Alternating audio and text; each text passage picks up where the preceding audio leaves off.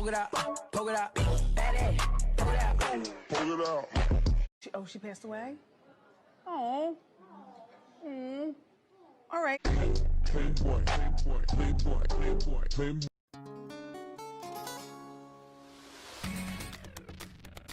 Hello, hello, hello. My name's Phalafel. Welcome back to my channel, and we're entering the world of Hyrule once again with another Ganondorf tutorial. I'm working on Ocarina of Time Ganondorf, so it's gonna be a full body EVA foam chest plate, other little foam and Worbla armor pieces, and shout out to Cosplay Supplies for providing all the foam and Worbla in this tutorial, as well as Plaid Crafts for the paint. So let's hop right into it. First off, I wrapped my mannequin in saran wrap. You can also wrap yourself if you have help from a friend, preferably somebody that you have been quarantining with.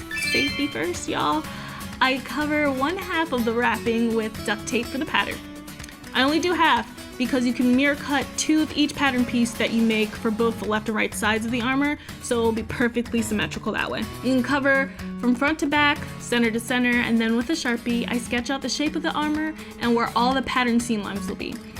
In my experience, the more seam lines that you have, the more snug the armor will be to your form, onto your body. So I do this all around the mannequin, making about 6 pieces total. Then I cut the saran wrap off the mannequin and cut the duct tape pattern pieces apart from each other.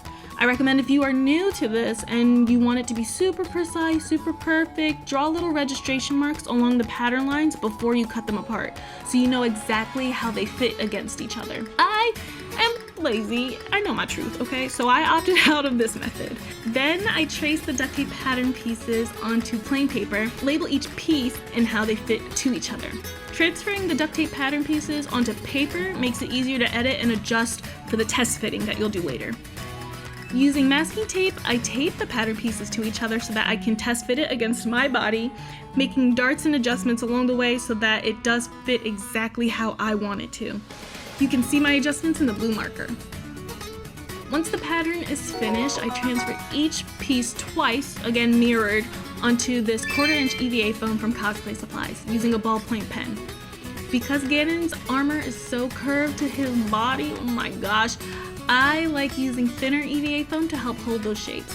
With a number 2 X-Acto blade, I cut out each piece of armor, sharpening the blade after every 6 cut or so. This makes the cuts more precise and clean, no jagged pieces at all.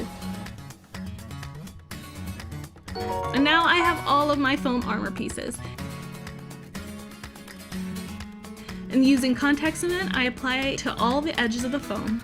And wait about 20 minutes until the contact cement is tacky. Then I put all my pieces together, making sure to line up the seams from edge to edge so that they form the curves and shapes correctly.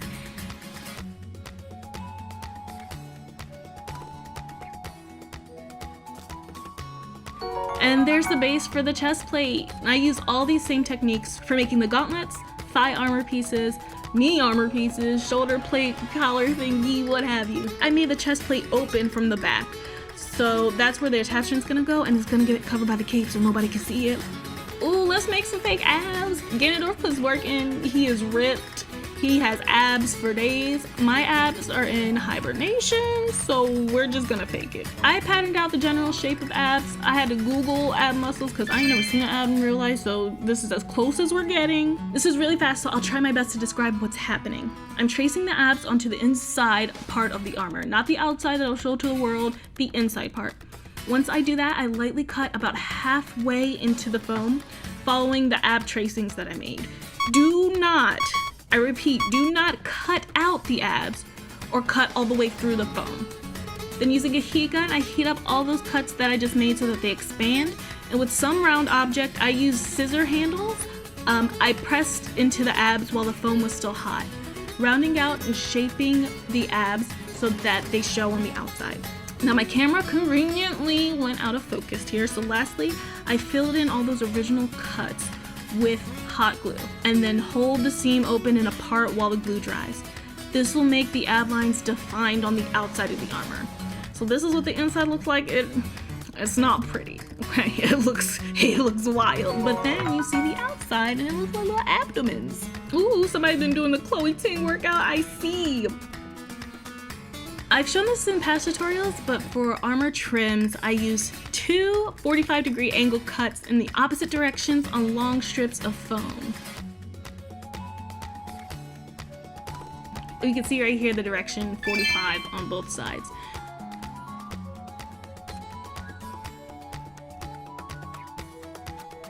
And then I hot glue the trims to the raw edges of the armor for some added detail and dimension.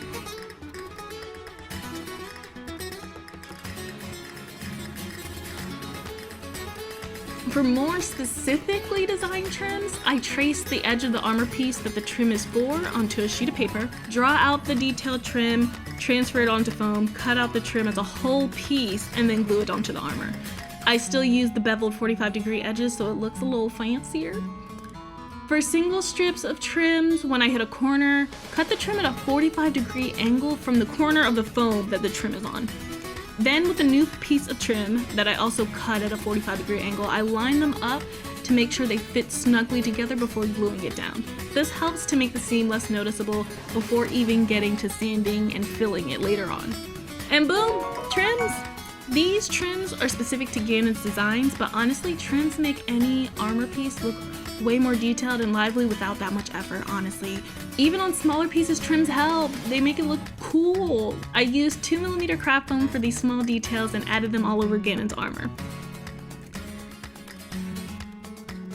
Alright, let's get into the Worbla portion of the video. Worbla is a thermoplastic, meaning that you can heat it up and it will become malleable, so you can mold it into any shape that you desire. I'm heating it with a heat gun and carefully, because it is hot, I'm carefully shaping it to make Ganon's headpiece and necklace. You can roll it into a table, roll it with your hands, make a little ball, form and shape it however you desire. You can also use it to shape onto foam. So I made an EVA foam base with some craft foam details for the headpiece. Then I covered both sides with Worbla, heated it, and then shaped the Worbla into the details of the foam, making this piece a little bit sturdier. Worbla is also self-adhesive, so all my Worbla bits I made were heated up and molded into each other to make one solid piece.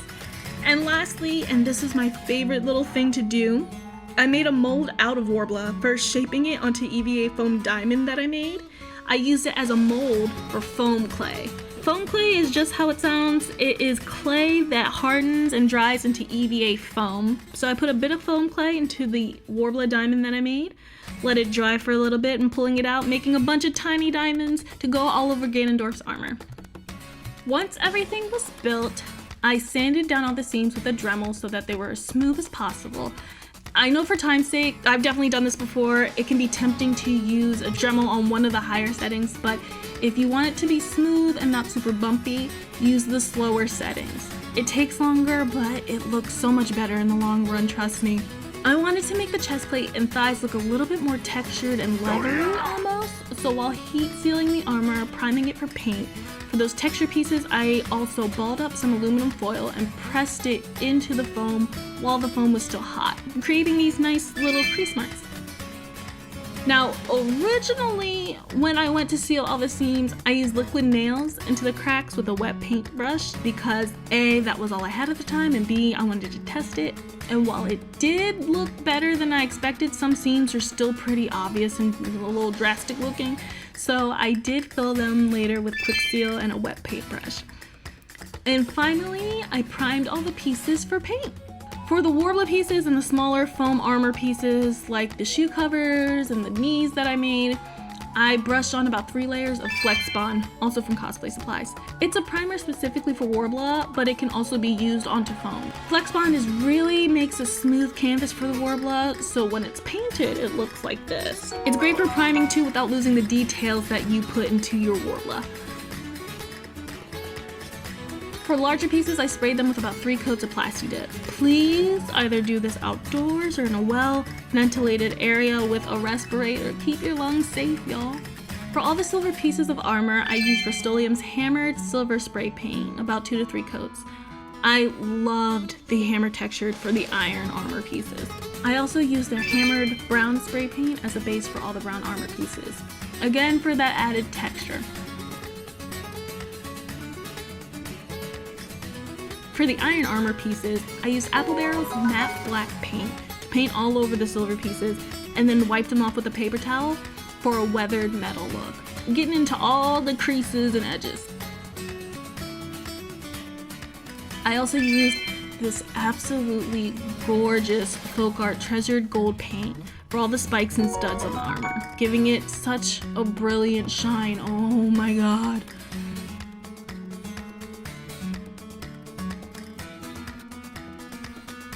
The brown armor pieces, I used a combination of various brown folk art paints, building from dark to light and then going back in with darker colors to add shadow and give it more depth, all dry brushed onto the pieces.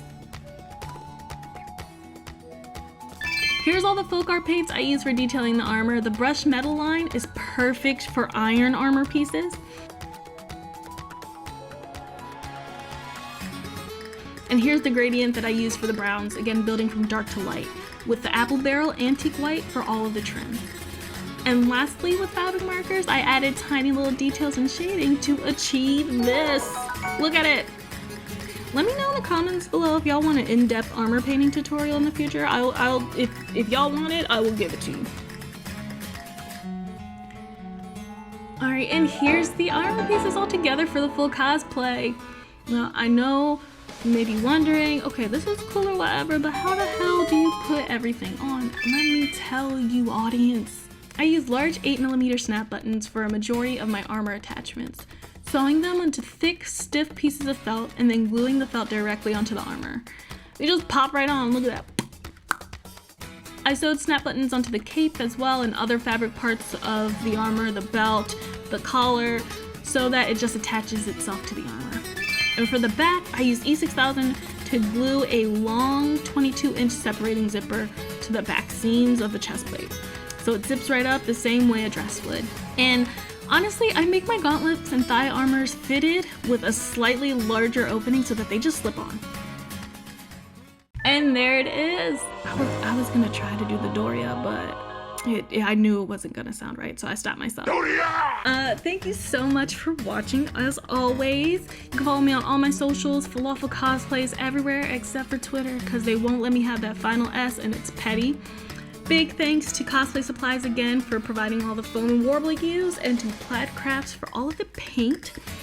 And until next time, y'all, this is cool. What will I make next? I don't know, but we'll see soon. So thank you for watching. Okay, bye.